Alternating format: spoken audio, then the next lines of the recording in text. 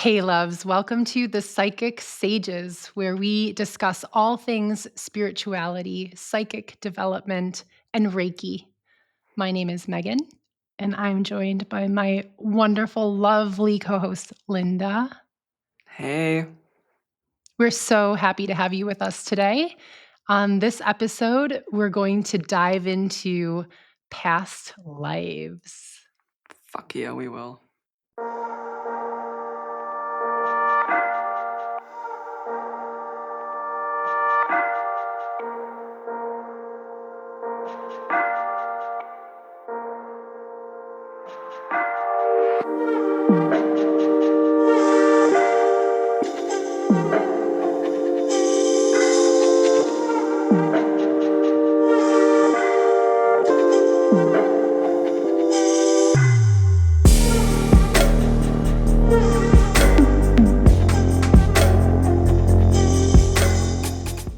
Okay, here we are. We're ready to talk about past lives today. We're so excited to get into this topic with you. It's one topic that we know we'll be coming back to over and over again because really, once we get on the journey of unpacking and discovering and healing past lives, it's just an evolving process.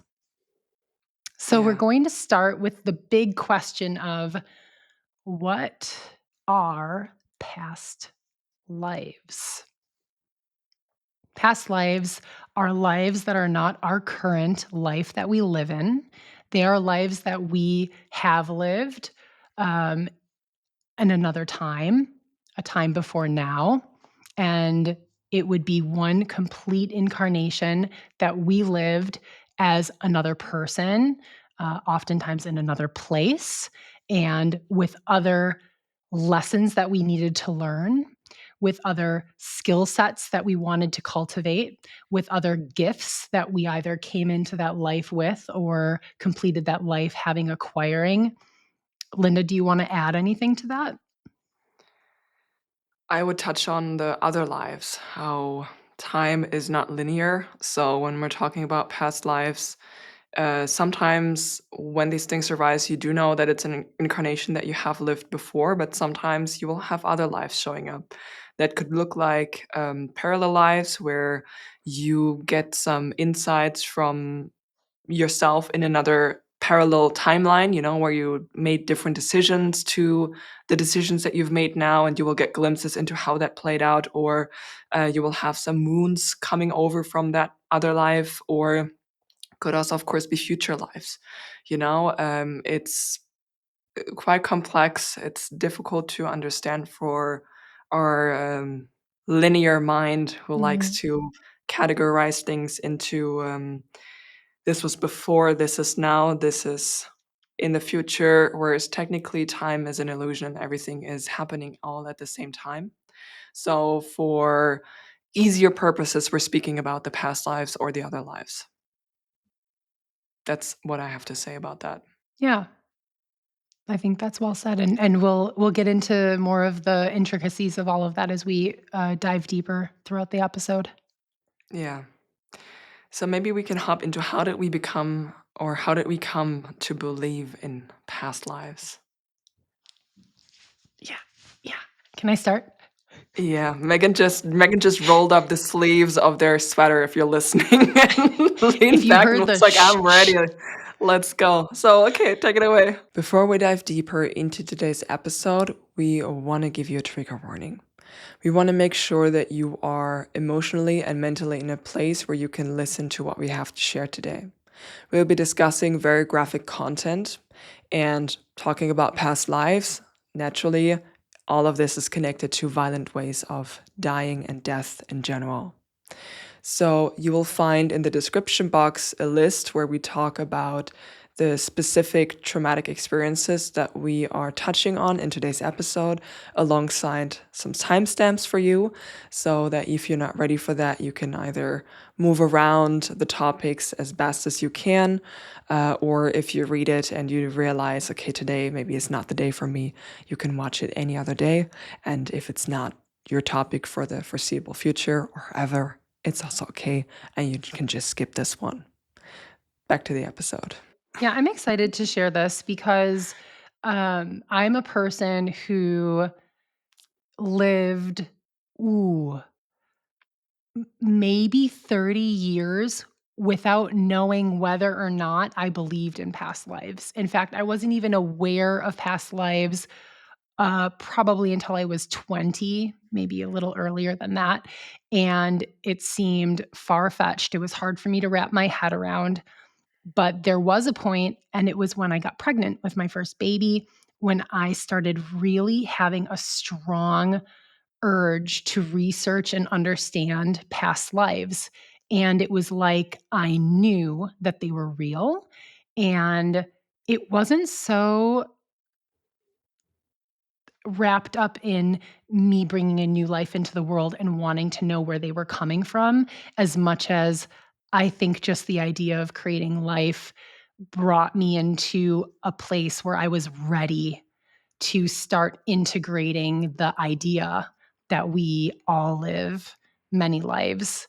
And we'll drop things in the show notes. There's lots of great information out there, lots of books that have been written on the topic throughout time, really. And it's fascinating if you want to dive into the research side of things. But my I was waiting a long time for confirmation about my own other lives. And even the number of years that I was really starting to investigate the esoteric and proceed with my spiritual journey, no past lives were coming to me. I felt like I was doing something wrong. I was really worried that I was missing something important. Uh, Spoiler alert, we're never wrong. Divine timing is a thing. Everything comes to us at the time that it's supposed to come to us. Anyone out there who's listening to this episode or watching and thinking, I'm interested in this, but I don't have any access points. It'll come when it's time. So let me share with you my experience last year in November, and I was terrified. It was an expense that I knew I would have to carefully make a decision about whether or not I wanted to book this quantum hypnosis session with a practitioner here where I live. And it was also a commitment of, I think, 4 or 5 hours. Um, so it was a big price tag and Mm. also a big chunk of time. And for someone who never had confirmation about past lives or other lives, really wanted to get in touch with it, but had no experience with this. It was a daunting idea. And it's good that I didn't understand that this was all channeled going into it, because that would have been another thing that would have been really daunting for me. I did not consider that so much. But I leaned into the hypnosis. I felt very comfortable with my practitioner. Incredible. We'll also drop his information in the show notes for anyone who's interested in finding more about Mario Radiger is his name. Um, Lied down in his space, felt so supported and safe, and proceeded to go into a life that my higher self brought forward for me. And I was conscious and aware of everything that was coming through as I was talking to Mario and sharing everything that was coming to me about 2 separate lives. The first life was beautiful, and there were elements that really resonated, and I knew it was true. But the second life that came to me, actually, I saw this life in a dream that I had had years before. There are some wild elements of this life that came to me during my hypnosis session, and the aftermath of processing that. I had a recording of the session so I could go back and listen. And the more I sat with this life, the more I realized, oh my gosh, I actually had like nightmares as a teenager where myself in this life was kind of like haunting me. And I just could not deny the parallels between the age I was in that life when certain major milestones occurred and the crossover to me, Megan, and how that was impacting me, and things that I kind of impulsively, compulsively, subconsciously wanted to do, or when I was younger, before I wasn't in better control of myself, I would do things and I would question why I was doing things like that, behaviors that I was pretty judgmental of. It didn't make sense. It didn't seem to line up with who I felt I really was. And so I was 41 years old and I had this life come to me, and it was like I just ticked boxes of questions that I had had about myself all my life. We're talking 4 decades. It all made sense, and I couldn't believe it. I was gobsmacked, and I expected to receive information like that, and I still just wasn't prepared for how calming and reassuring and, um, illuminating it was, and it really lit a fire for me to proceed with healing work related to that life.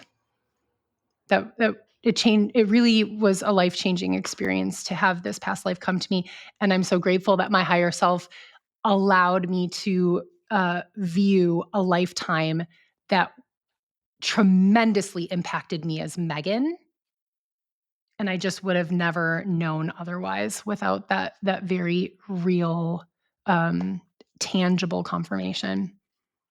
And that was the moment where, even though I knew I believed in past lives, that was when it was real for me, and I understood. How about for Thank you, you for Linda? sharing. Well, for me, it was, I think that's true in general for a lot of spiritual experiences that I've had. It's kind of I'm being hit with a hammer. Like, I'm not gonna lie to you. I don't really necessarily go out and research a lot of topics beforehand, and then so it's, like, very different to your experience. I didn't go out and research any past lives or the topic of past lives in general. It just started showing up for me. I just started to have experiences. I'm going to share the very, very first one, and I mean we've put a trigger warning at the beginning of the episode, but I'm going to put another one here because we're talking about the topics of witch hunt. I was sitting in meditation one day, and I can also tell you exactly when that was. It was in 2020, towards the end of 2020. Um, and I was sitting in meditation one day and I didn't think of anything. It was just one of those meditations where I try to, not try, but where I just listen to the silence that's present inside of me at all times. Reconnecting with that silence. It's one of my favorite meditations to do, even now. And when I do that, it leaves an opening for information to come through if something needs to come through. And in that meditation was the first time I connected with my ancestry. I have a very complicated relationship with my family and with my family line. So I've never actively reached out to my ancestry to try and connect with them because the family history as well is very divided, very convoluted, etc. And it's yeah, I'm not gonna get into that. But they connected with me and they showed me a vision, like a vision of something that had happened. The first thing that they showed me was how there was a tunnel made up entirely of rose thorns, like really thick thorns, brambles, that kind of thing, like roses and brambles, like really thick. And the tunnel was getting like smaller and smaller and smaller, so that anyone who tried to go through it would inevitably get stuck on the thorns and, like being um we're going to be very very visual here, just so you know, okay. Getting like the skin completely like scraped open, like cut open, ripped open from the thorns by trying to move through, and it was like a long tunnel, okay, it wasn't a short tunnel. And I saw like different humans, different people trying to make it through the tunnel and getting stuck at different points and basically bleeding out and dying. Mm. And then the next thing that I saw myself crawling through that tunnel, getting severely scraped, but making it out on the other side. Next thing they showed me was so many different people from my family line. I recognized that, with a clear cognizance intuitively in the moment, I knew were my ancestors. And I saw how many tried to make it through, but they got stuck and they didn't make it out. And they shifted the vision and showed me a past life of mine. Um, Let me think about that. Do I want to share that part first, or do I want to make sense of the what I just spoke of? No, I'm gonna keep going with the vision for now. Okay. What they showed me was myself living life. I was a female in that lifetime, around the same age as I was in 2020. So how old was I in 2020? I was 29. 29. Was Carry it the 29? wand. 28. Sorry, 28. 28. 20. No, 29. Whatever. Anyway, 28, 29. I think. 29, right? Yeah. Yeah. Okay. 29. Quick math is not my strength. Okay. Late 20s. Yeah, let me keep going. So I was around the same age, and I saw myself practicing and basically being a practicing healer, where people came to my little hut or my little house. Was like really a very cozy kind of cottage energy. Like people coming, me bringing them healing. I was working with herbs. I was working with like different kinds of energies as well, not to the same degree as I do in this lifetime, but I was working with energy and working with herbs. And I was known to the people in the village and to some other villages around that I was basically the village witch. Okay. I was like the village healer. That lifetime took place during the witch hunt. And what you need to know about me is that I am German. And there is one area in Germany that is to this day, there's one mountain range, or one mountain peak, I should say, that is still to this day known as the mountain peak where the witches came together and did their rituals, etc. If you're German, you're listening. I'm talking about the Brocken, and the area is the Harz. Harz. That's the area of the mountain range, and that's where my family is from my maternal side. So all of my family and maternal side is living in that area. So we're from there, and that's also where I was living in that lifetime. And what ended up happening was that mass hysteria broke out in Germany about, of course, the witches, witch hunt. You know about the story that or the historical events that unfolded there. And because I was known, it was only a matter of time before I would be accused, and I was very, very aware of that in the moment. And I basically had a choice to make, and my choice to make was, okay, either I stay, and for sure, sooner or later, someone is going to accuse me of it, and I mean, they would find me guilty because of the work that I had been doing, even though I had helped so many people heal. Or I would try and take my chances and make a run for it. And I decided to make a run for it. And I didn't really take many things with me, but I was like running, and I saw and felt myself like running through the mountain range and like the thick forest that's present, and just trying to make a break for it, trying to run away. I was running for a long time, and at some point it got very dark, and I needed to take a little rest break, because at some point you need to take a rest. And I was laying down on the floor on the forest ground, and I was yeah, I fell asleep, and I woke up,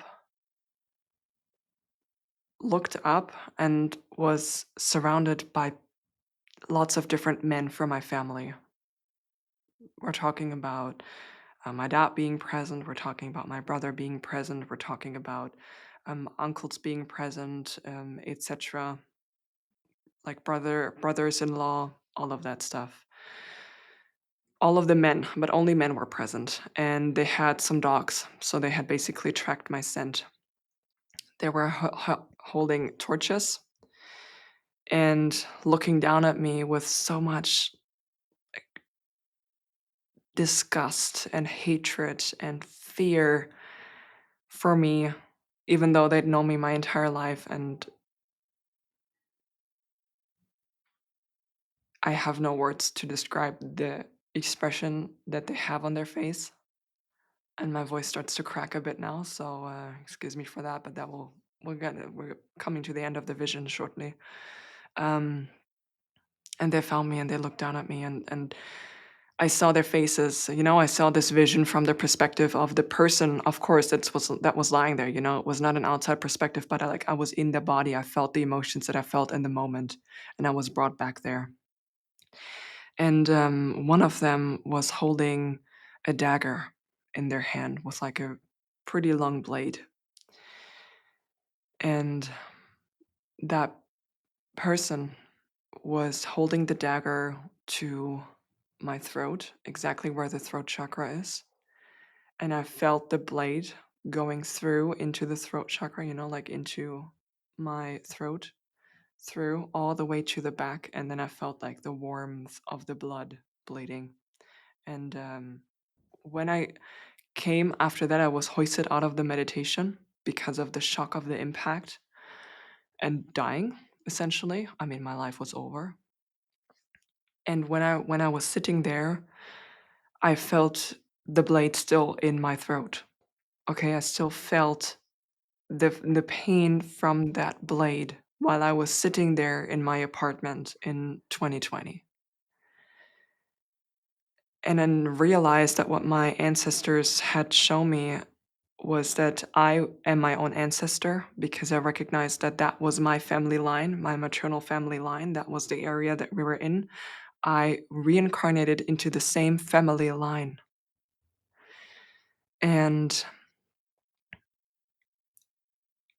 I felt so much pain and grief, and it explained so many things about, similar to what Megan said, it explains so many different experiences that I've had in my family line, particularly connected to me reconnecting with my intuition and with my, I'm going to say, sensitive gifts. Explained so many different things. Maybe I'm going to share about that a bit later, but for now, what it means or what it meant for me was that there are so many sensitives present in my family line that were, I'm going to say, working for the light, but none of them made it out. I was the first one to make it out for generations. My entire family has some psychic abilities, or I should say they wouldn't call it psychic abilities most of the time, but they do have this kind of sensitivity. And one thing that I've learned is that with this kind of sensitivity that I carry and that they also carry, you can either bring great healing or you can bring great harm. Because make no mistake, the sensitivity that I carry, the things that I can read when I pick up on anyone else's energy, I can use that information to uplift, to inspire, to heal, or I could use those sensitive information to really, really harm someone very deeply. And in my family and my upbringing, that kind of sensitivity that they also carry had been used more from a shadow side. So, more to harm, to control, to oppress. And I'm coming at this, I mean, I am a healer in this lifetime again, and I'm coming at this from the light perspective, right? So, when my ancestors showed me my all of these sensitives that were working for the light, that were like not making it out of this fighting through all of the darkness that was present in my family for generations, that really cleared things up for me for regarding my upbringing in this lifetime and what had happened and what was going to happen in the next few years going forward. Because I can tell you that still to this day, I don't share that much about my psychic gifts with my family. Like, they know I'm a Reiki healer.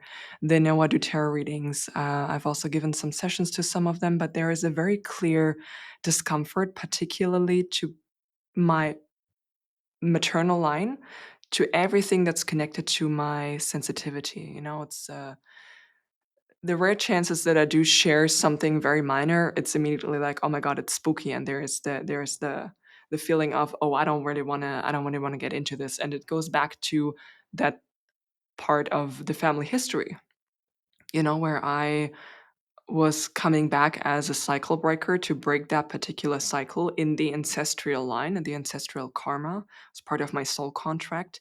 And that's how my ancestors showed that to me. That was a very long story. I hope you don't mind me sharing that. But I feel when it comes to talking about past lives, it's important to get a bit into the story because otherwise it's difficult to understand how this interplays and how this connects with your life. One more thing I will share about that very briefly was that I had that experiences. I understood immediately what it meant, and I didn't have the tools at the time to conduct the proper healing. So I'll return to the way in which I healed that particular lifetime at a later point throughout the episode. And then that was a lifetime where I was incarnated as a human. But I have so many memories and so many past life experiences of not being a human and being incarnated as an extraterrestrial in other places. I even have one memory where I was a plant spirit, where I was a tree, and it took me a while to connect with those. I think between that lifetime of being accused and murdered as a witch and my first ET incarnation coming through, or I think it was about 2 to 3 years. And that one was triggered by me watching a tarot reading on someone else's channel. It was a pick a card reading, and it triggered me.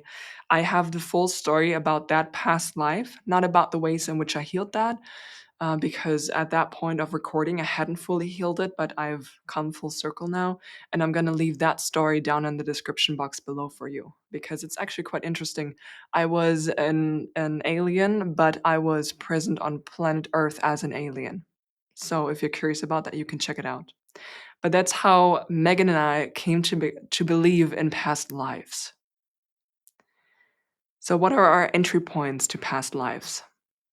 If we've mentioned a few, and I'm so glad that you shared everything you did. I think talking about past lives, we're talking about a lifetime of stories and memories, of joys, but also of pains and traumas. So a lot of these episodes, we've even discussed doing case study episodes where we take particular lives of ours and just focus on that from when we discover it to the healing.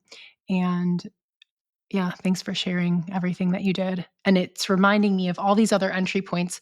Um, I've had an entry point where I was watching a documentary on, Yeah. um, oh, the terminology is failing me, but this is pre-humans. It's also pre Neanderthal. And so it was like an anthropological documentary on a cave that was discovered, I believe, in South Africa. And I was watching this documentary.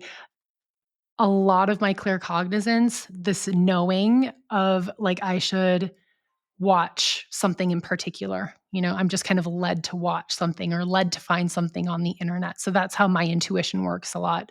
So I'm watching this documentary and I just couldn't shake the feeling that I was like really personally invested in the story that they were telling. And by the end of the documentary, I was sobbing. I was sitting alone in my apartment on my couch and I could not stop. I was emotionally crying because I was remembering that I had an experience that was just like what I was watching in this documentary. And that was an entry point for me. Uh, I've had dreams that were entry points for me, where I have a Oh, dream many. Mm. and the way that Linda's dreams work are a little bit different than mine. So Yeah. I'll have dreams where um, I am Megan in the dream and I'm shown the other people in my current incarnation with me, like let's say my husband or my dad, and we'll look like ourselves. But then the environment that we are in, or the storyline, or the time is completely different. And it's like I'm watching a mini movie. And I wake up and then I know that that's a past life that's being shown to me because, of course, it's like all these other elements that are not a part of my current incarnation as Megan. And the cool part of that is, even if I can't see what we looked like in that life, I know who particular people were because they show up as their current selves in my incarnation. So I've had, dreams where my dad is with me. In the dream, he's my brother, but he looks like my father in this life. And so then I wake up and I kind of know those things. That's an entry point for me. Linda, you mentioned dreams, right? Oh, I have so many dreams for past lives. How do I your find it dreams work? amazing. I find it amazing that you see the people from your current incarnation. I've never had that experience before where I Yes, saw, I mean, maybe they interesting. were not present or maybe they were, I don't really know. Um, Or maybe it's not important. I think what we're shown is very often what's important for us to know for whatever reason, you know? yeah, agreed. Yeah. So in my dreams, I will see myself the way that I look in those incarnations. So I have dreams, and it's annoying. Like I know that's me. I will have dreams where I've been a man. I've my voice cracked. I've had a we're leaving that in. Leaving that in, a little bit of lightness in the episode, that's Please, good. we're So I've here. had I've had incarnations where I've been a man, I've had incarnations where, I've been an extraterrestrial of all different kinds, and I will see myself in those dreams, and I will, similar to the vision that I shared, I will often see the dreams from the perspective, I say dreams, but really it's like visions. I will see a certain scene play out from that lifetime, and I will see it from a first person perspective, the same way that when I'm looking in front right now, there's a camera and there's Megan on my laptop right there. Um, and then it will be the last thing that I see before I wake up, and immediately after I will wake up and I will know, okay, that was a memory. It's a feeling. I know that it's a memory. Mm, And sometimes I will get these in stages, which to me is very interesting. It's like I'm being eased into it, I'm being prepared. I've had some dreams where I will, I'm thinking of two right now, where I only saw for years, I would have recurring dreams and I would only see a snippet of a memory. And then later on, which brings us into the next topic, I would do a guided meditation or guided hypnosis to connect to the Akashic records and look at something to heal. And then I will see the rest of that lifetime, or I will see the first sequence of the lifetime that I've saw in my dream vision, and then I will see the rest play out, and I'll be like, oh my god, that was a clue for me. But sometimes I'm not gonna lie, a lot of these experiences when they come up for healing are quite violent, so oftentimes mm, I'm not immediately ready to jump into it. I'm not, I think that's the main point why I'm not actively seeking that out, and I have a space prepared inside of myself, and I've made a pact with myself, my psyche, etc., that whenever something needs to come up, it can come up, and all I'm doing is I'm creating a safe space for myself for things to arise. And then when something arises, then I will take care of it. But I don't go looking for it. So yeah, guided meditation slash hypnosis to the Akashic records is when these dreams arise, and I know there's something that I need to look at. That's where I will turn to find more information, and that has been working really, really well for me. Linda, can I ask you a question? Yes, ask me a For question. anyone out there who is saying, what are the Akashic records? Maybe you've heard about them, but you're not really sure, or maybe that's a new term. Do you feel comfortable talking our audience through what the Akashic records are? Sure. Thank you. The Akashic records are a library in the spiritual realm that contains all the information of every life that every soul has ever lived, is living right now, or will ever live. We're talking about containing information about each possible timeline as well for each life. So you can think about the dimensions of that kind of library.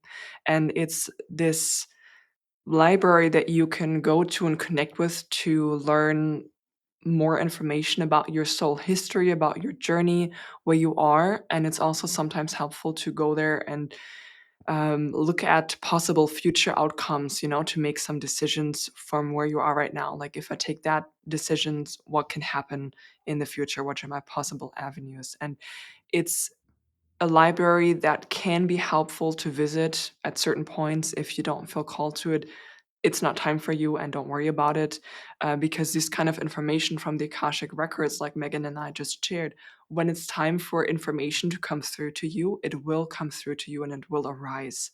Yes. So you don't need to worry about it too much. There are many different ways to access the Akashic records. There are courses that you can do, of course, to learn one specific technique to connect to the Akashic records. You'll find people having different techniques. You'll find guided meditations online on YouTube, which for many years have been one of my favorite ways to go there. I've since moved a bit more into an intuitive place where if I lay down, I can connect to the Akashic records like that. And we will also leave a resource down below for you to visit the Akashic records. And I think maybe I'm going to choose like 2 or 3 meditations that I've done frequently over the last 4 years for you. Thank And you you. can see if that feels true to you. You know, maybe you need a different guided meditation. That's fine. See what resonates. Do you want to Yeah. add anything? No, thank you very much for that. That was really helpful for anyone who wanted more information. And I wanted to bring us back to these entry points to past lives and say the Akashic Records is also an entry point. It's a really beautiful way where, um, depending on the question that's asked, can follow uh, that can lead to, and we can follow then information into another life, a past life or a future life. Yeah. um, if we're noticing, like I did, really several things about me and my behavior confounded me for the majority of my life. And figuring out the life that I had lived, which later came to me. It was on Cyprus. And I mentioned this in our episode about cleansing. I had this life on Cyprus, and it was so cool. All of these synchronicities. And it was important for me, Megan, that this is how that life came together for me, because I needed this really overwhelming evidence and energetic support to confirm to me that this is very real. Now, everyone out there will have a different experience with this, and it's going to ring true to you. When you go into the Akashic records, maybe you can even book sessions with a person who goes into the Akashic records Yeah. on your behalf or with you. You can do guided meditations. Linda and I both feel that we've accessed the Akashic records in our own intuitive ways, and it's very possible people out there that you're already accessing the records. The only important thing is that we're doing this for ourselves, not for anyone else, and that we're doing it with the intent to heal and to live in love and support ourselves here in this life. And then we have access to a lot of information. But past lives and other lives, parallel lives, can really answer a lot of questions that are lingering about our current life. Uh, uh, Dynamics and relationships that make no sense. Go ahead, Yeah. Linda.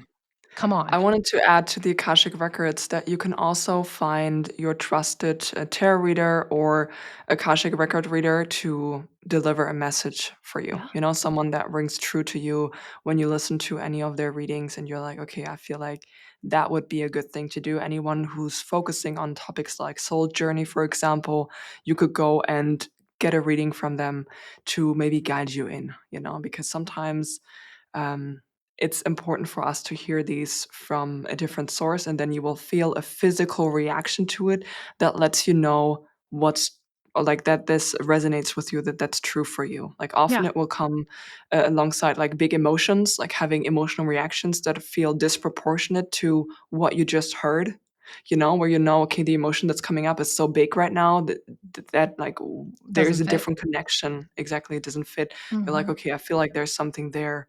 Often that's a way that it shows up with the big emotions. You touched on that already. Yeah.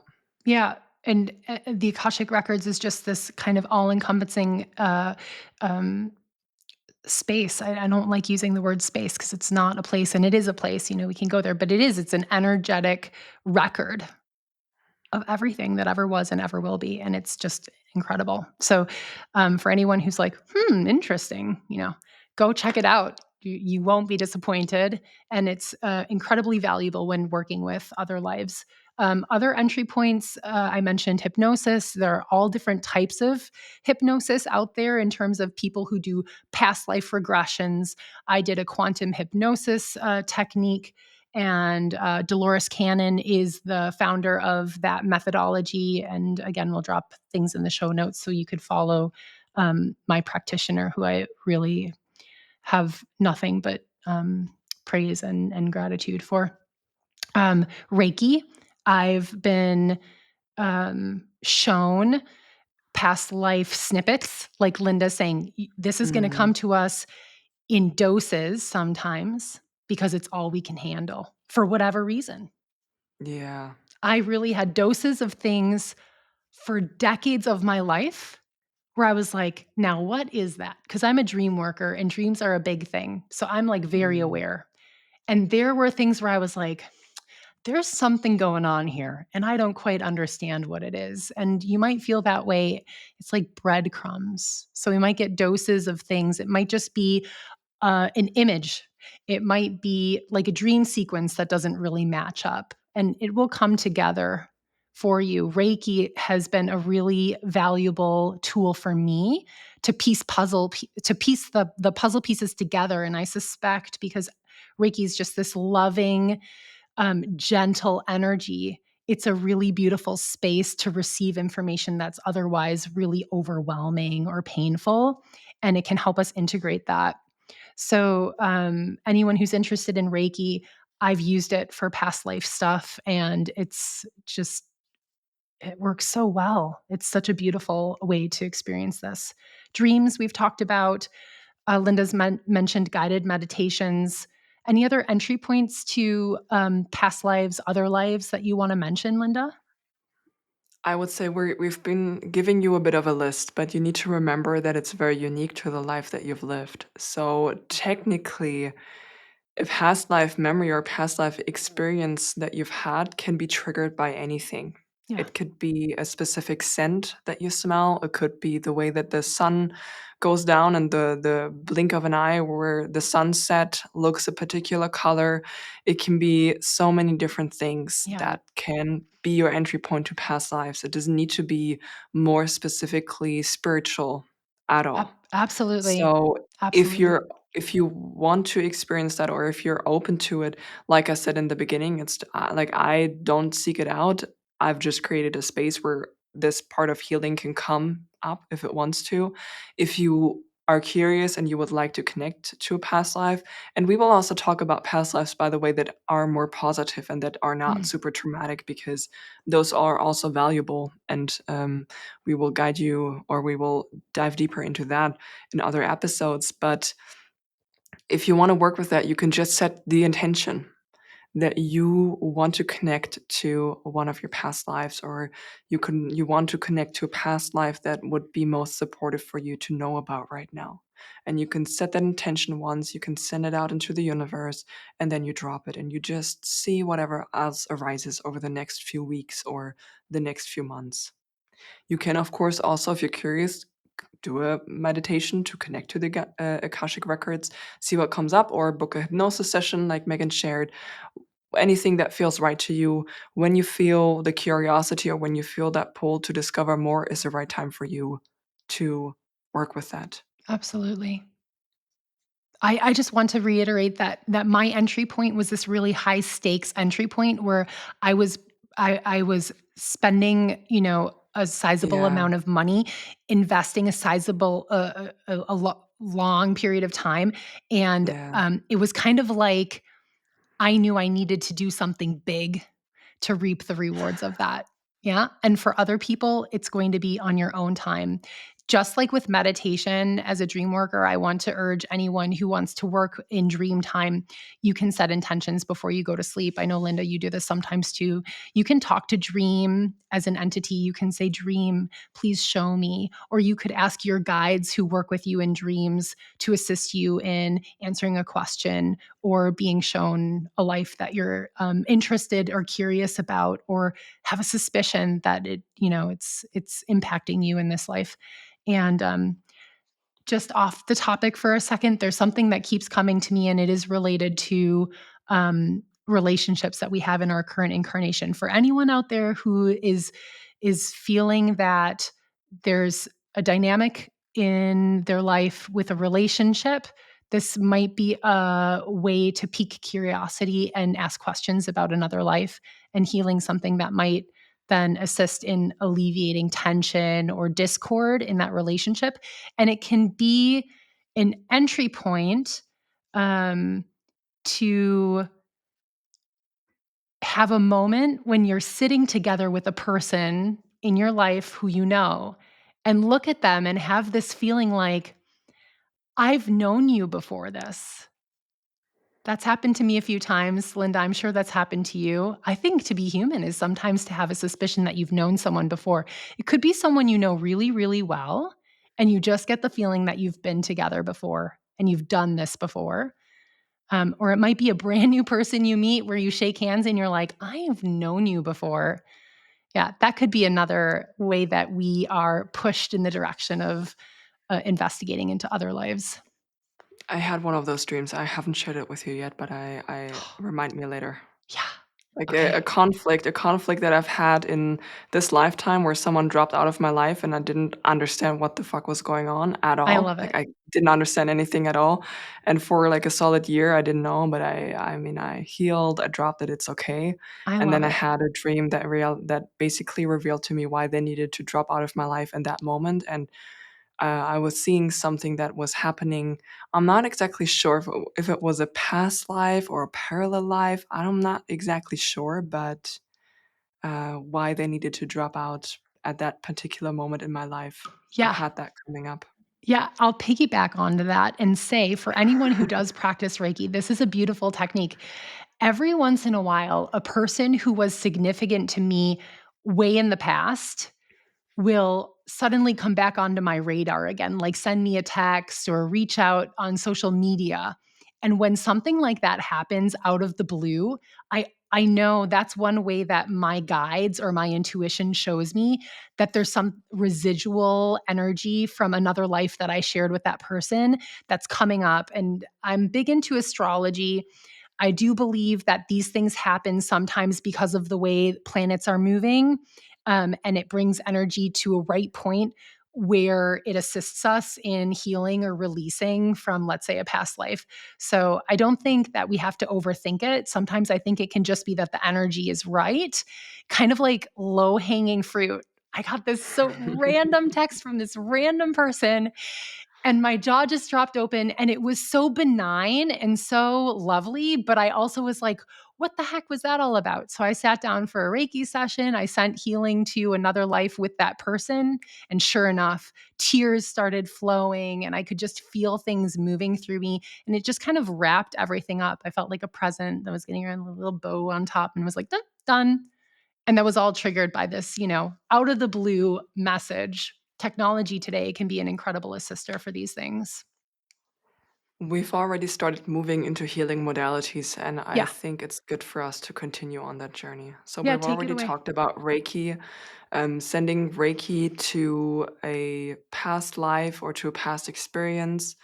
You can, I mean, if you know how to do Reiki yourself, you can do that. You will also find some Reiki videos online that will send Reiki into your, let's say, ancestral lineage. I know that I've done, I think, 2 videos connected to that. But anything that is a lot more specific to you, it's always good to go to a practitioner who does past life healing sessions. For me, with my journey with Reiki, how it changed is that I can see and now I'm coming back to the story that I shared with that witch life for me, which is why I couldn't heal it at the time. Over the last year in particular, my abilities with Reiki have expanded a lot, and I've become a Reiki master and Nusuya Reiki master in that period of time as well. And it's connected to my psychic abilities where I can see disruptions in the energy field. Let me explain a little bit to you what I mean. Reiki is the practice of holding, of creating wholeness in your energy body, in your physical body, your emotional body, your psychic body, your mental body, your spiritual body. So anytime that there is something lodged in the energy body that is a denser pattern, let's say you have a traumatic experience and you create or you draw some conclusions about what it means for you, or what you having this experience says about you, and you will go on through your life having more of these experiences or having similar experiences where you draw the same conclusion. You're creating a denser and denser energy pattern, like a little bit of a wound somewhere in your energy field. And in my Reiki practice, what I'm able to do is I'm able to see these areas of disruption, the place where I'm going to say the wholeness of your energy field is disrupted and ripped open. I see and find these areas, and I also see and get information about what's present there, sometimes also why it's there, what it's connected to, and with past lives and the kind of wounds that are left.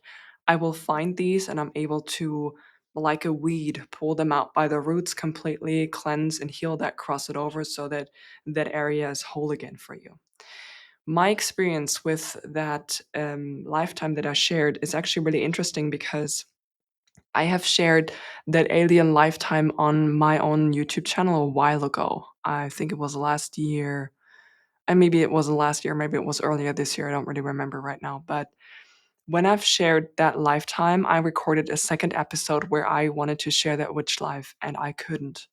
I did it, but I started to cry in that episode and I never edited the video. I deleted it. I didn't even want to look at it. And it showed me that there was still something left because while I was Mm. sharing the story, I felt the blade in my throat again. So throughout my Reiki discovery and moving into this, what I call attachment releasements of all the different kinds, I gave myself a lot of healing sessions. Of course, I learn materials through me. So a lot of these kind of disruptions in energy fields I first discovered within me before I then discovered them other people, because I needed to know and I needed to learn how and practice how to heal that. And all of that was like channeled together with my spirit guides and just Reiki itself, just guiding me into becoming that kind of healer. And what I found in my throat chakra was actually a little knife, like the dagger was still in there and was going all the way through, and I was bleeding from my throat chakra. I was bleeding from my throat chakra. So I did a healing session, an attachment releasement session on myself where I pulled that part out, cleansed it, cleared it, crossed it over, and then gave myself more healing to that particular area. And that resolved a lot of issues for me. Because what I haven't shared about that life beforehand was that the reason and the timing of when this came up for me was that it was preparing me and letting me know that there is a massive fear of being seen as a practitioner of this Mm. kind of work that I'm doing right now. Mm.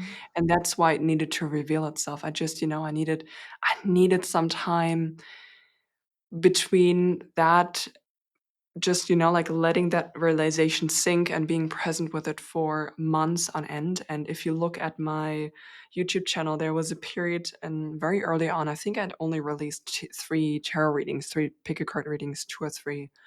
And I was just all of a sudden overwhelmed by this, felt like a tsunami wave of fear of being seen as a practitioner. And I think I took an 8 month break, or like 6 to 8 month break between that, where I was just focusing on healing that aspect, moving through this fear of being seen. And I did this healing in different kinds of ways because, of course, I had more past lives arising from me where I was a practitioner of some kind, and things went horribly wrong for, Mm. like, in one way or another. And these things were coming up, and the more I was able to release and heal those aspects of my soul journey, the more comfortable I became in front of the camera and sharing all of this. Which is not to say that I was never nervous when I made a video. Okay, that's important for you to know. I was not fully over that bump before I started putting out content again or sharing in a more public way, because there's a certain aspect of healing this fear that is exactly confronting the thing that you're afraid of, and confronting the kind of fear, rejection, whatever else might be present there that you that your mind conjures up as a remembrance from another time. Yeah, so I moved through this this fear that was located to my throat again in 2024 as the final stretch. I'm sure there will be other layers coming up connected to other lives going forward as I progress on this work. I feel like with growing visibility, it's a topic that I will keep revisiting more and more for sure. Like right now, I'm in my cozy little bubble where I have a beautiful collective, a beautiful community on YouTube and just also offline cultivated of people who resonate. But the more the visibility grows, the more the visibility grows for everybody else as well. Yep. So I'm sure that topic will come up again. But that lifetime with Reiki, I was able to fully heal. I mean, you heard me speaking about it. My voice cracked once, but I didn't start crying, and I didn't need to stop and take breaks in between recording. It's a big indicator for me that I've done a good job with Yeah, that that's one. great. Yeah. Thank you for allowing me to process this out loud and live with you because I didn't fully know that I healed that to that degree before sharing It's that an today. honor, Linda. Really, I feel for me that's the fundamental element of talking about past lives. We're talking about it for this reason. Mm. Absolutely.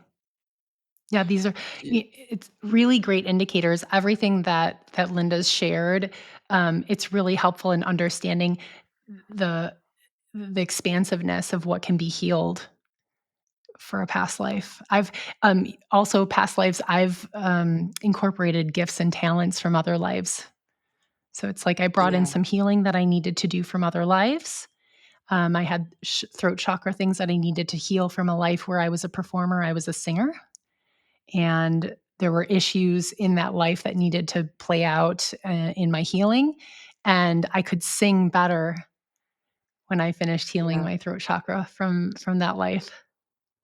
Yeah, that's the thing. That's I think that's for me the most wild aspect of doing past life healing or other life healing is the immediate shift in energy Yeah, that I feel afterward. yeah, It no longer feels overwhelming to do something. It feels okay. Okay, maybe I feel a bit nervous, but it's okay, and like being seen. Yeah, I've had like alongside sharing this work more publicly, I've had so many different times, so many videos where I was like nervous to put things out there because it was pushing me on like different. My mind, of course, said, not saying that my audience is that big, but my mind is like, okay, if I'm putting that out, it will be out there forever, right. and pushing myself like over that little bump of being like, oh my god, what are people gonna say? And, just allowing myself to do that, like, so many times, feeling nervous, but it was a nervous where it was a very determined kind of the nervousness was present, but it was a very determined energy of like, "Okay, I can handle this, I can do this." Like, not in this time, in this lifetime, these things won't repeat themselves, that's exactly why it's here, I'm the cycle breaker, it's good, I can do this, let's go. Yeah. Yeah, and just to say, I think anyone who's done work in this capacity, I am a baby compared to Linda and the experience that they've had with this. And so everything that they're sharing about this process, it's like real time work for me. And we both know that it will continue. We yesterday got through the majority of an episode that were recording about protection. We were so close to being done, and my computer just kicked us off of that recording. It just stopped the recording, and we couldn't easily rectify the situation. And Linda immediately was like, "There's something going on here, Megan, and it's not coming from me, it's coming from you." And we did like not a healing, but we did work together. Linda was my guide and brought me through information about a past life that I just started healing yesterday, which I need to heal in order to continue doing this work. My subconscious or my team, I'm not sure, Linda, did that ever come to you, the clarity of who shut that down yesterday? I was talking to this other Megan. I called them other Megan. I was like, fuck you, other Megan, because this other Megan totally shut down a recording that was going so well. And today I showed up recording with Linda, and I feel like I feel more myself. I feel clearer about what it is that I want to sing and do as we're recording today.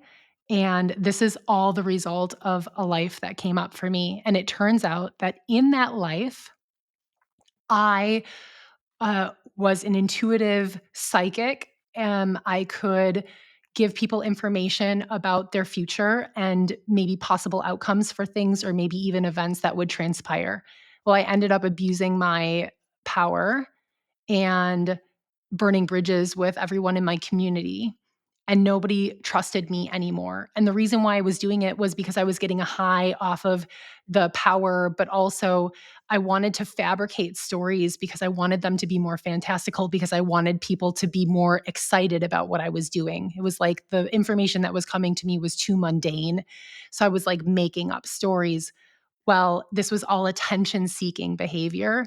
And I've had this weird shadow self of attention seeking behavior, which I'm really embarrassed of, Megan, here in my life now. Every once in a while, this crops up, and it's since I was young. It's been very embarrassing to me. I carry a lot of shame about it. I never understood where it was coming from because I didn't want to be that way. And yesterday, this shadow Megan totally shut down our podcast and was like, I want attention. Pay attention to me. And we did Yeah. it. Yeah, And Linda helped we me did figure it. out all of that. And that's like a real-time example of how this stuff comes up. It's wild. Yeah, that was a wild ride for sure. Like You Megan didn't wanna go there. I pulled out I uh-uh. it happened and I knew, "Okay, let me pull some cards," and Megan was like, "I don't even want you to pull cards." It's I'm like, "I'm true. not picking up the recording again, it's not working." And mind you, we can share which episode that was. It was a protection episode that we had tried to record 3 times, and it was, like, hijacked 3 times. 3 And times we had to. that's why we recorded that one in 2 batches because there was a point where we needed to stop and address that live because it was gonna keep throwing a wrench into Megan showing up as they truly are, like, as the master psychic that they actually are, Right. and, like, fully embodying that gift. Right. Yeah. Yeah. So that's like a real-time example of how this stuff works. It's wild. It's it's life affirming. I will say each and every time that I have connected with another life and did my healing, it has brought me so much peace and I feel so much more at home in myself. Also learning about like Megan shared, like learning about certain stations that I've had along this journey of my soul, like spanning all of these different lifetimes. It explains certain abilities that I've had, helped me strengthen certain abilities that I've had, and also like this fear of being seen let me know why certain things have been so difficult for me for so Mm. long, and just Mm. made me feel more at home in myself. Another healing modality that I would like to share is EFT tapping, which, if you're not familiar with it, it's called emotional freedom technique. And it's a technique where you use 2 or 3 fingers and you are tapping on the different acupuncture points of your body. Um, it helps you to bring your body into a state of feeling very peaceful, where you can release subconscious energy, subconscious emotions, anything that you want to address. So you tap and you choose your words to address whatever you want to release. There are many videos that you can find on that online about that online, and I've had one lifetime coming up before I knew how to send Reiki to other lives that came to me also in a dream. Briefly gonna share it. It's not a long sequence, not a story as involved as the other one. I had a dream where I was somewhere as a human. I was somewhere in the Middle East, and I was walking on a market. I was at a farmer's market. I was getting groceries, and it was very sandy, kind of like a dirt road. Right and left were some buildings and lots of people, just a busy market walking around.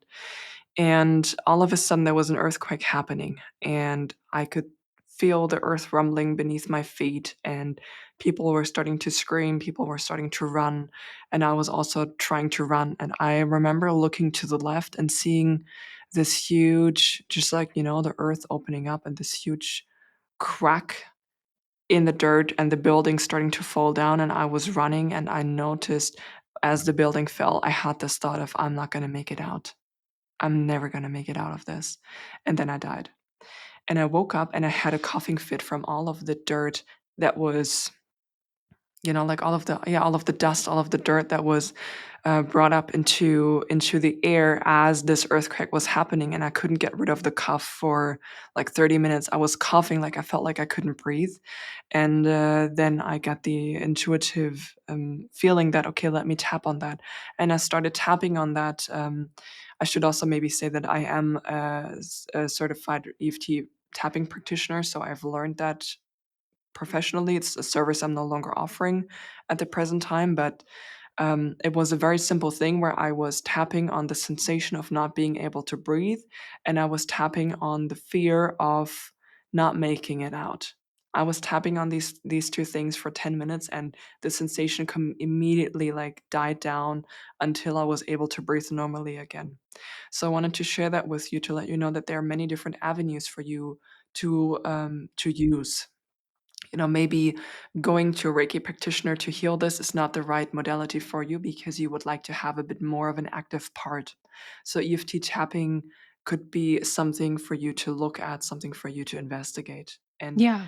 um, it was really, you can find, you know what, I'm gonna drop something down below for you, a resource down below for you, which is a very simple guide on how to tap yourself. And I will also leave I think, a video of mine down below for you as well. And then I was really just tapping on the feeling of this feeling that I can't breathe, this feeling that I can't breathe, all of the different tapping points, and then just the fear that I'm not going to make it out alive. So I just kept repeating the same things over and over again. I didn't make it complicated because it doesn't need to be. It just needs to be a phrasing that resonates with you and whatever sensation you might feel at the present time. Let me write that down. Yeah, thank you. That's wonderful. Can I jump into like energetic transmissions? So I wanted to touch on another way that we can heal things coming up from past lives. I would say something simple. What Linda just shared, I would say is something simple. It's clearly one issue, which would be our throat chakra is releasing something and we're getting caught up in the emotion of that or the memory of that. And we want to heal that. Another way that I've healed something like that is, and I think this requires some practice with meditation to know how we bring ourselves into a nice calm meditative state. Now, something like having a coughing fit doesn't assist us in getting into a calm place. But let's say that you have some emotion coming up for you, and you can tell you have clues it's associated to a particular life, and you would like to heal that. You can bring yourself into a meditative state just like you meditate. And then you can suggest to yourself, you set the intention and tell yourself. I often speak to my higher self, and instruct my higher self. Oh, my right ear is ringing right now, which means my higher self is like, yeah, shout out to my higher self. So you can instruct your higher self or your the divine in you. You could ask your guides to assist you with this, and say that you would like to heal, and then specifically state what it is you'd like to heal. I'd like to heal the grief that's coming from my past life as a witch that I dreamt about yesterday. And then you can, I find breathing is really helpful for this. And you don't need to do any fancy kind of breathing, but Linda's suggestion to really um, release a breath to make room for a new breath to come in, and then just focus. I'm sending healing to this grief from my past life as a witch. Before I learned Reiki, before I wanted to invest money in asking other practitioners to assist me with this stuff, I did this, and it was actually a success. Every time that I decided I wanted to send healing to something specific, I was successful with it. It takes more time, it takes more patience. Um, I feel that Reiki doesn't take as long as this, but the emotions come.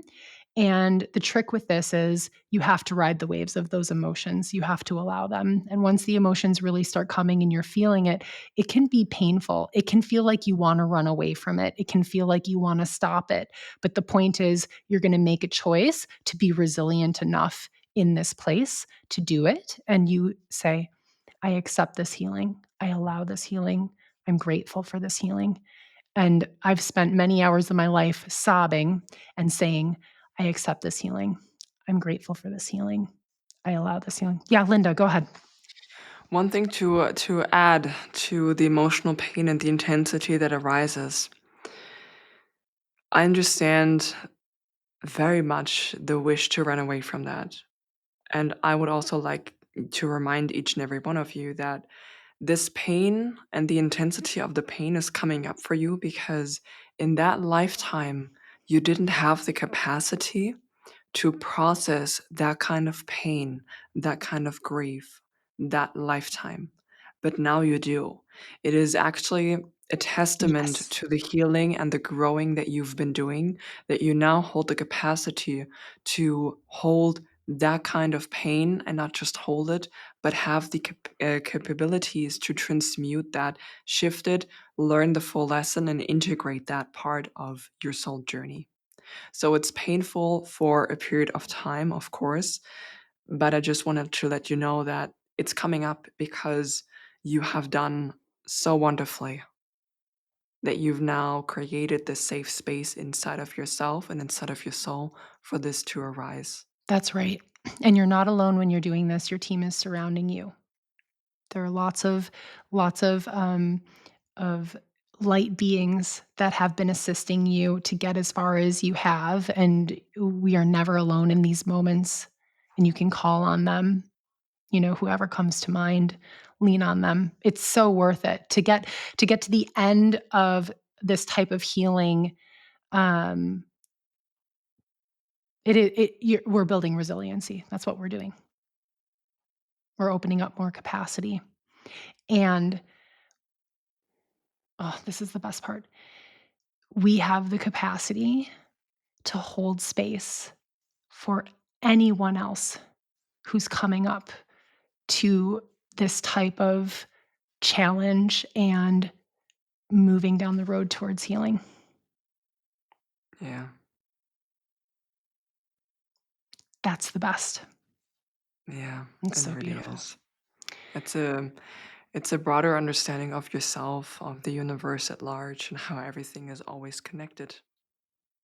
It's a Yeah. part of the oneness. I'll share that. And I think, Linda, this has happened with you too. Um, there are many lives that I've healed where people in that incarnation show up to participate in the healing with me. Has that happened with you? Never. Ah, okay. So sometimes when now I have suspicions about why that is. I've had many lifetimes where I've brought into my incarnation as Megan. I brought in healing that I planned to do. It's like part of my soul plan, I believe. Yeah. And a lot of this healing is harm that I've caused others.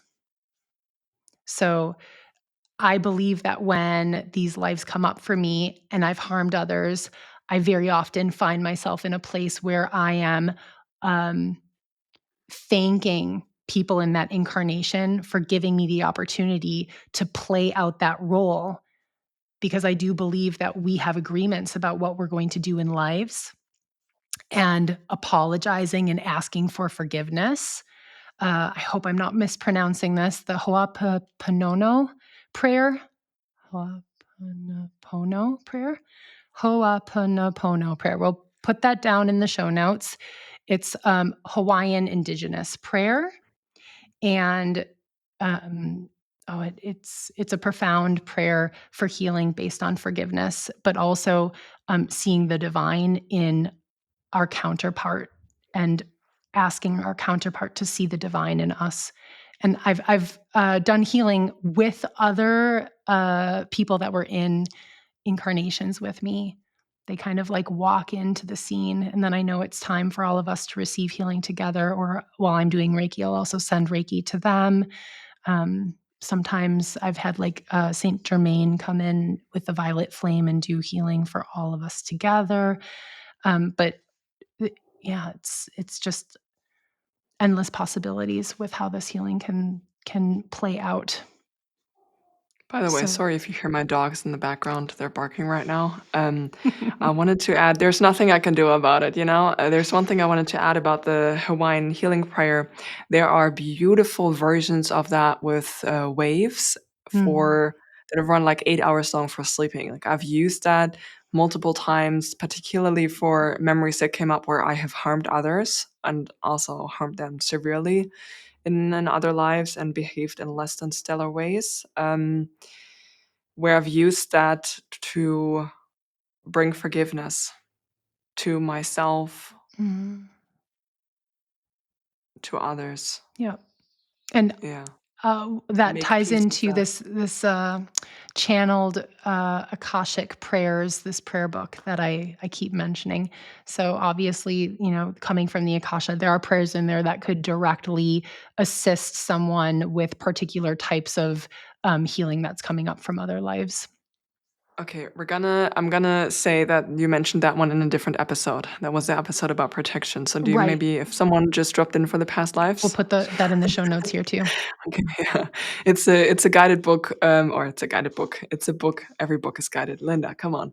It's get it together. It's a it's a I still Come want on. to say it's a guided book. It's a channel book with healing prayers from the Akashic records, and there are many things in there connected to releasing vows of past lives Mm, and closing out soul contracts, making peace with that, etc. You'll find lots of things in there if that feels right for you. yeah. Do you want to share a little bit about the energetic transmissions from teams, higher Yeah. selves, God, Okay. or So I feel that this meditation I was talking about going into a meditative state and then instructing like your higher self or instructing yourself to allow this healing, that is a type of energetic transmission, right? mm, And I received that type of healing from my team when I went in for this hypnosis session that I did, where then they can send an energetic transmission that is healing. There are lots of different healing modalities where this would be used. And yeah, come on, like for anyone who was raised with a religious background of any kind, this is the kind of healing that we understand, where we pray to God and ask to be healed in certain ways. Take away mm, my pain or my grief. And now we know a little bit better in terms of the language that we use. So if we're praying to God, then we can pray and ask God to assist us, because at the end of the day, we're doing this work, right? And we're asking for assistance. Yeah. We're not going to ask God to do this for us, but we'll ask God to show up and assist us with this, or any deity that we want to pray to. Um, Ascended masters, we can ask for assistance and then very carefully intend for how we'd like, that energetic transmission to come in, which is healing, right? yeah. And to add to that, I'm going to leave one meditation down below for you. It's a meditation for that you listen to while you're sleeping, and it's about emotional healing. Great. It's a meditation that I've returned to over the years, like many, many different times for many different things, Great. but also for the emotions that are connected to like past life memories when they arise. I'm gonna leave that down below for you. It's a free Thank resource you. on YouTube. That's I love that wonderful. channel in general. I think actually I have some past life meditations connected to the same channel. Um, so yeah, shout out, unlock your life. I love your stuff. You're amazing. Okay. Now that we're talking already about the dreamscape, I feel like we touched on that a little bit already Yeah. when we're talking about the entry points to past lives, where you can set an intention before you go to sleep to heal this one particular life or that one particular aspect. You set that intention with your higher self. You can also, like Megan just shared, invite your spirit team in or any kind of deity to help you with the healing, and then you can let your sleep and your free soul while you're dreaming take care of the healing and support you in that. Yeah. And I feel like the sleeping meditation or the sleep prayer of the Hawaiian healing prayer. I also don't know how to say that, and I don't want to butcher it. I know how it's written, so I'm just gonna leave it at that. Yeah. The Hawaiian healing prayer of forgiveness. When I've listened to that in while I was sleeping, many times I would have some kind of trippy dream sequences Mm. alongside that that let me know, okay, that the healing is working, or Mm. waking up abruptly at some point Yeah. in the middle of the night, and feeling a specific emotion or feeling some kind of energy moving around, and going back to sleep and then repeat the cycle all over Yep. again. Yep. Do you want to share anything about this dreamscape and healing? I just wanted to say, I this is so individualized, but I had many, many dreams like this before I learned Reiki and was able to send healing consciously in my waking life. I had dreams where I would walk into a physical space of any kind.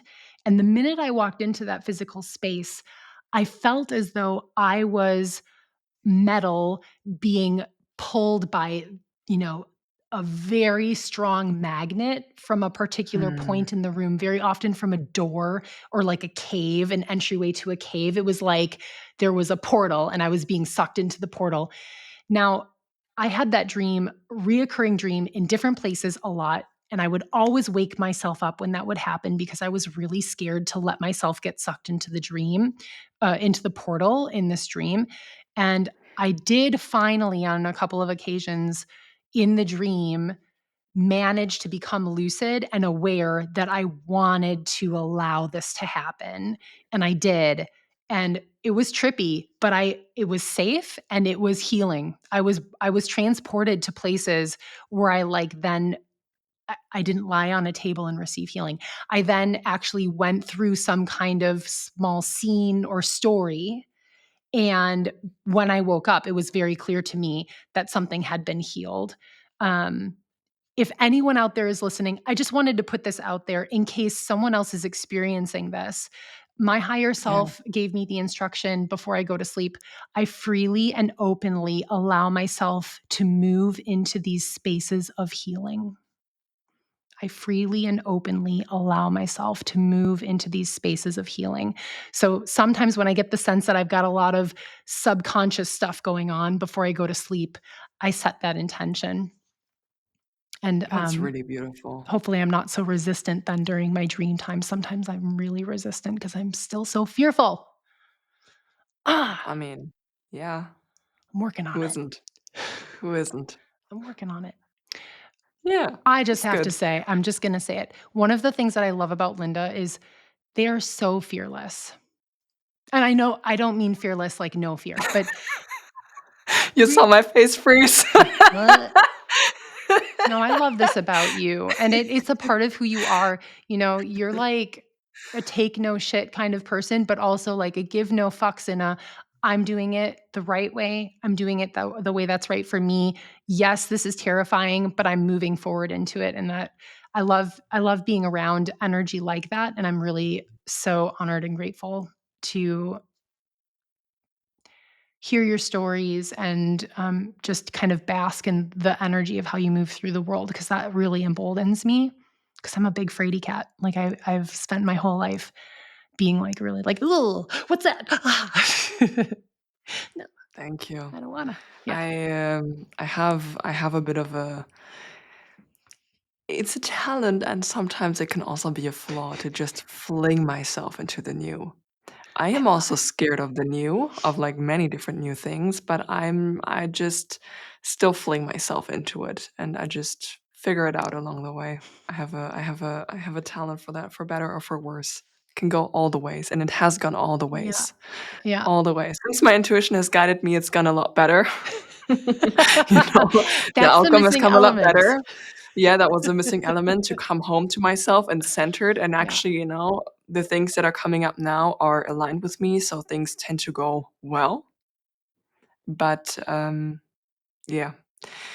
You may have noticed that I'm not the best with taking compliments. I am still working on that. Thank you, Megan. I'm gonna drop it. I'm gonna keep complimenting you every episode. I'll drop one compliment, but that's Oh my it's very, god. heartfelt and very I genuine, and know. I really have to I know. say, this work is not for the faint of heart, and I'll tell you, as No. someone who is by nature a fearful person who's working on it, it's possible.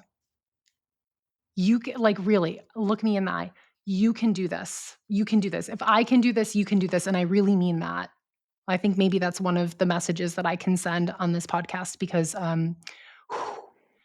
I get scared easily. And the beauty is you can take your time, like we shared. Sometimes there are fragments of memories coming up or memories coming up, and we don't really touch them for a few years Yeah, before we're like, okay, I'm ready to heal this now. There's yeah, no rush for any of this. Just because something has come into your awareness doesn't mean that you need to drop everything or draw like jump to the next practitioner that you can find and book 20 sessions. Like, it's okay. You can take your time. yep, It's okay. yep. Like, you can take your time with this. You can Im just take your time. Very It's important okay. message. Remember that the urgency that we feel sometimes in these situations is because we don't want to be patient and we don't want to kind of marinate in the unknown or just the occasional discomfort.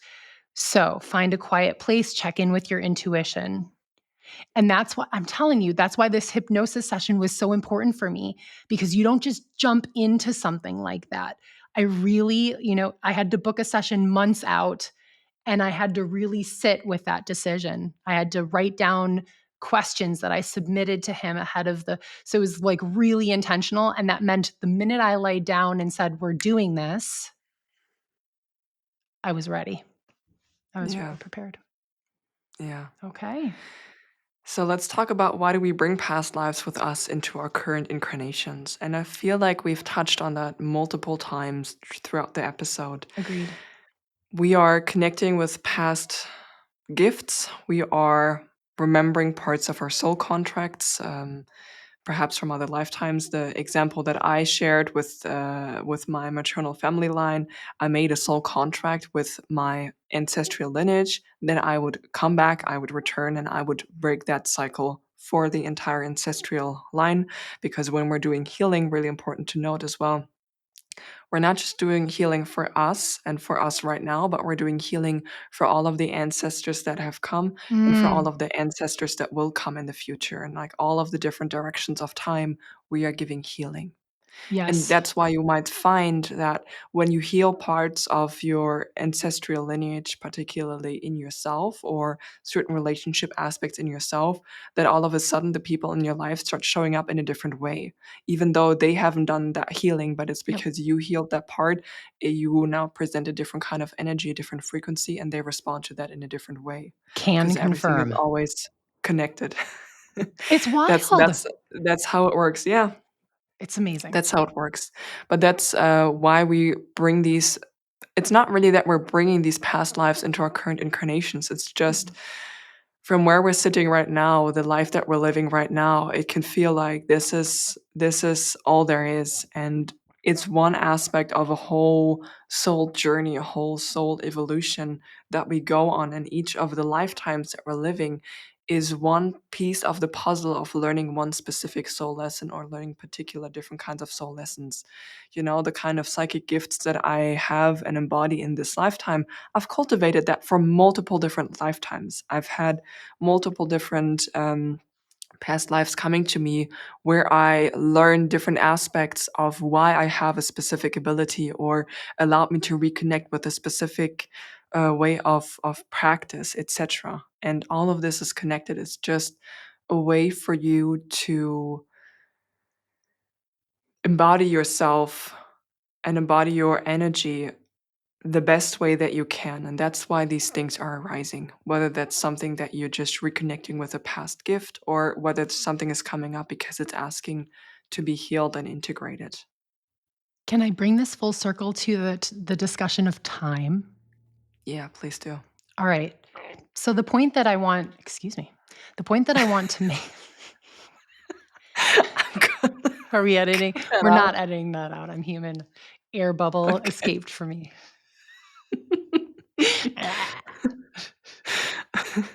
Okay, And now continue. I'm talking about time, and what I wanna say about time is, um, I have realized in the different lives that I've been made aware of, that a life that I lived a very long time ago sometimes isn't one of the first lives that I ever lived in my soul's journey. So, what I've come to understand is that a future life that I dreamed about was not a life on the next progression of my soul's journey. In fact, I could tell based on my behavior in that life and what I was healing that actually that life would have been much earlier on my soul progression. I was still learning lessons in that life that Megan here has already learned. And so I think it's just important to remember that chronologically doesn't always mean that that's the progression of our soul's journey. And that's why it's just so important not to get caught up with the idea of a past life and really thinking about when that life occurred and what the timing of that might actually mean. We might never understand how that really fits together, and that's okay. Yeah, like I said earlier in the episode, if something is coming up now, it's because right now you have the capability to handle it. And that's why the opportunity for healing whatever arises presents itself. Yeah, well said. Okay. All right. Well, our loves, that was the end of our episode. We will, like we said, revisit this topic again and again, and we will share um, stories of past lives, and we will share which kind of healing modalities we used, and we will share how this wound played out in our lives, or how we were connected with a specific gift, depending on whatever the past life is all about. And we will revisit that one sporadically in the future. Like every now and then, you will find an episode connected to that. We hope this brought you some value. Again, check out all of the other notes that we've left in the show notes and in the description box. Thank you so much for spending all of this time with us today. And have a beautiful rest of your day. And we hope to see you soon again. Bye. Bye.